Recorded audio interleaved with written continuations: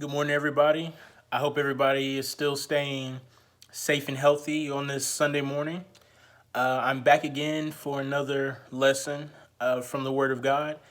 And this, of course, like I normally do, will be uploaded around 9 o'clock right before our main worship for Sugarland Church of Christ. And remember to tune in for the main service at 10 o'clock on the Sugarland Church of Christ Facebook page. So I'll be also watching the service from there. But I hope everybody is doing well, facing this isolation and everything, and is getting through it. So today's lesson, if I had to give it a title, is called "The Father of Lights." That's the name of the title of this video, "The Father of Lights." And this lesson was actually more of an observation that kind of turned into a lesson. I was just reading the Old Testament, and the interesting thing about the Old Testament is that the Old Testament, it has a lot of laws and instructions. You know, we have the Ten Commandments and everything, but the vast majority of the Old Testament is just observing God's actions, if that makes sense. You know, in the New Testament, we have the ministry of Jesus. Everything is focused on that. Everything is talking about, you know, his lesson, his parables, his philosophies, things like that. You know, just understanding, you know, the Word of God. But the Old Testament tends to be more. There's a lot of mixture in there. There's instructions, but there's also a lot of history. There's even books that don't even mention God at all, like the book of Esther, where you just observing something in history, but there's a lesson in it. And I think that's something we miss a lot when we read the Bible, is that sometimes just reading what God does or observing his nature, that in itself is a lesson. You don't even have to have it in the form of a parable. You can just look at what God does and says, you know, I can pick something up from there. And that's what I did for this lesson. I was just reading the book of Genesis, the first chapter, and I made an observation and decided, you know, this would be a good lesson. Just understanding God's nature a little bit more can benefit us greatly in these modern times, and we can take it and apply it in our daily lives. Because the point of this class is to take what we read and apply it. Where this focus is heavy on application. So we want to take what we learn from the Bible and be able to incorporate it into our lives and use it, you know, as we go through our, well, the main class is young adult ministry. So as we go through this young adult time period for our class. So specifically going back to it, let's go to Genesis chapter 1, verse 14 through 19. Genesis chapter 1, verses 14 through 19. And I'll be reading from the King James Version.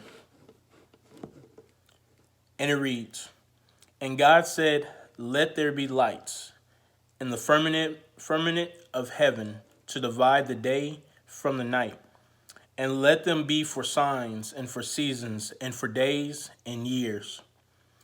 And let them be lights in the firmament, I'm sorry, I'm struggling with that word, of heaven, to give light upon the earth, and it was so. And God made two great lights, the greater light to rule the day, and the lesser light to rule the night. He made the stars also. And God set them in the firmament of heaven to give light upon the earth, and to rule over the day and over the night, to divide the light from the darkness. And God saw that it was good. And the evening and the morning were the fourth day." So here, this is obviously the story of creation, Genesis 1, the story of creation. And on the, I think it was this was the fourth day, as it reads, this was the fourth day. God made the lights. He made the sun. He made the moon. That's what's referring to, the greater light to rule the day and the lesser light to rule the night. And he also made the stars. And as we observe our natural earth, you know, the earth goes through cycles. You know, we have day where the sun comes out, and then when the sun goes down, we have the moon. And sometimes we don't even have the moon. Sometimes we just have the stars. And we also have seasons. The earth rotates, and it's pretty much just a big cycle. We have seasons and everything. So the earth is constantly moving, going through cycles. And the observation is, when you think about it, no matter if it's day or night or whatever season, we're never completely in darkness. God's light is always there, no matter what. Now, sometimes it's brighter at times. Sometimes we have the sun. Sometimes we only have the moon. And sometimes all we have is the stars. But there's always some form of light.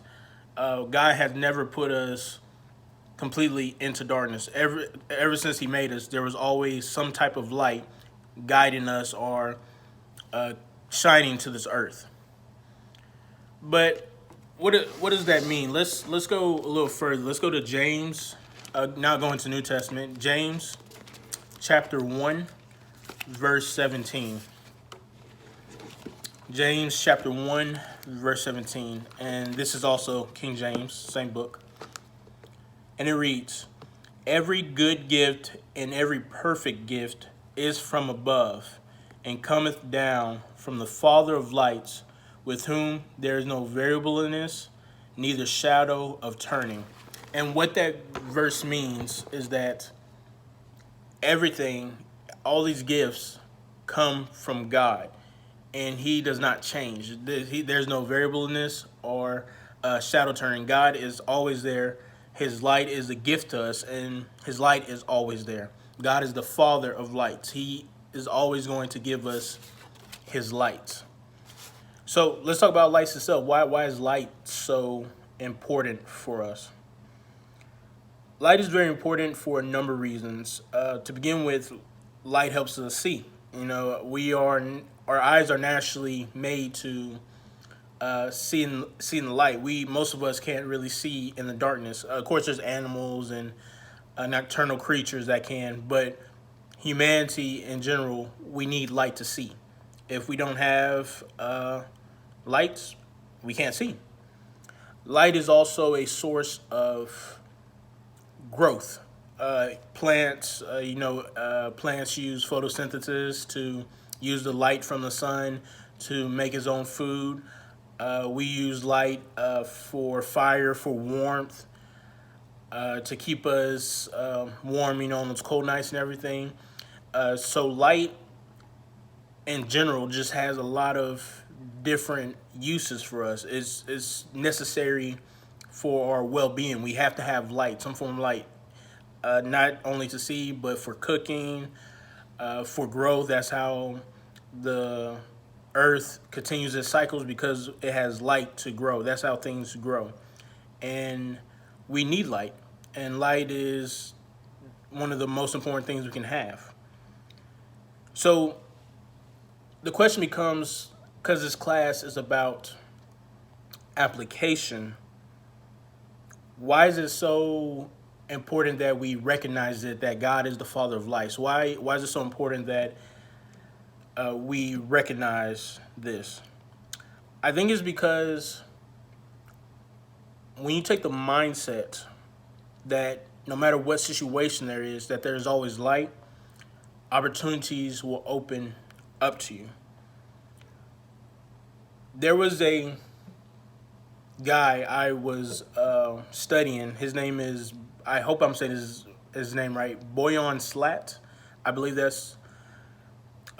saying his name right.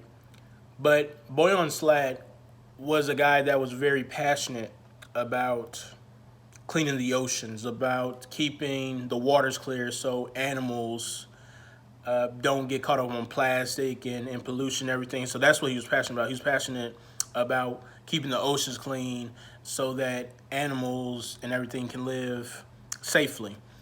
And he saw that there's a lot of garbage where he was. I think he was somewhere in Hawaii, but there was a excessive amount of garbage there. And he wanted to clean all of it, but he simply just didn't have the numbers to do it. And he didn't know how we're going to keep it clean because he couldn't possibly do it himself. But what he decided to do was actually start a company and take whatever garbage they got out of the ocean and sell it to companies to be recycled. So he kind of knocked two birds with one stone. He's getting pollution out of the ocean, but he's still making money, so he can keep doing it. So he can pay employees. He ended up getting machines later. He basically made something out of nothing. Most people would have just saw garbage and would have left it alone. He saw opportunity to clean the oceans and still get paid for it, so he could have an operation, so he could constantly do that and be very effective at it. So what did he see? He saw light and darkness. That's pretty much what he saw, light and darkness. And for us as Christians, it's important for us to see the light even when it's dark, because God already tells us, He's the Father of lights. He made this earth to be in cycles. Sometimes we have a lot of light, which is the sun. Sometimes we have a little bit of a lesser light, which is the moon. Sometimes there's not a lot of light at all, but there's still stars. And for us, we have to take the mindset that God is the Father of lights and that He's always there with us, and that He's always going to be steadfast with us. He's not going anywhere. And when we understand that, we begin to have hope. And when we have hope, we tend to do things where when once some people would have shut down and given up, we can go forward. We can go further because we recognize God is the Father of lights. Another example, for example, if you look at King David, if you know the story of David's life was pretty much just the cycles of how the sun and moon and stars work. You have David where he starts off as a young man. He's on fire for God. He kills Goliath. He saves his people. He's a warrior. That was David in the sun. He had the light around him. He was a man after God's own heart. He was in the sun. Then David, as he gets older, kind of loses that light a little bit. He messes with Bathsheba. He messes with another man's wife. He does some immoral things. And the light was still there. There's still the moon. And he still saw that light, but he was a little, further down. He didn't have as much light. And then we have at the later end of his life where he's on the run from his own son because the son started a rebellion and he almost dies and he's defeated in battle and he goes through a rough time. But even then, David still sees the stars. He still sees the light despite his situation. He knows he messed up. He knows he put himself in that situation. But David never stops seeing God's light throughout his whole life, which is why God calls him a man after his own heart. It's not because David was good all the time. Obviously, he wasn't. But David was probably one of the most strongest people you ever meet. He's one of the people that had the most hope you'll ever see. He always saw God as the Father of lights in his own way. And if we see that in our lives, you'll be surprised how much you can endure. With God's help, with God's light, you can endure a lot of things. There are many people that have gone out of situations that I would never expect them to, or they'll deal with stuff with so much grace and passion that you just would never expect. I remember watching this speech from this guy. I think his name was Rick Risby. Rick, is it Gisby or Risby? I think Rick Risby. And he was a author of a book. He was a professor and everything. And he had a viral speech. And I can't remember the speech's name, but it went very viral. It was at a college graduation. And it was just, it went viral. It was on YouTube. It was on Facebook and everything. And Rick Risby said how the wisest man he ever knew was a person with a third grade education. That was his father, and his father dropped out of school when he was in the third grade to help his family out. But despite that, despite the lack of education, his father found a way to work and provide for his family because his father had hopes and dreams for his children, even though he couldn't accomplish it himself. He had hopes and dreams. He saw the light for himself and for his kids. And because he saw that light, he instilled values into his son, which is Rick Risby. And those values helped Rick Risby to become very successful in his own life. And I think the most important thing for us is that if we see the light in things, we will always turn out all right. We'll always be okay. We'll always have God's light to look towards, because God never puts us in complete darkness. God is always going to leave us light. Now, that's not to say there won't be times where you won't feel like you're in darkness. Sometimes, we have rain clouds that kind of hide the sun from time to time. We have storms. We're going to go through things in life where it's going to be hard to see the light, but the light is still there. God's light is still going to shine through at the end of the day. It's going to come back. It's always there. And if we know God is always there, we know we can always make it through whatever we're going through. We can always go through life and see the opportunities of life and make it through. But that was a short lesson. That was the lesson for today. It was just an observation when I was reading the book of Genesis. And I thought how cool it was just to see how God is in control of everything, how he is the father of lights. Because having his light is more important than anything.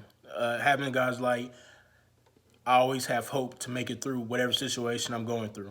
But that's the lesson for today. And I hope you watch this video, then go to the Sugarland Church of Christ Facebook page and watch the main service from there. But I'll see you there.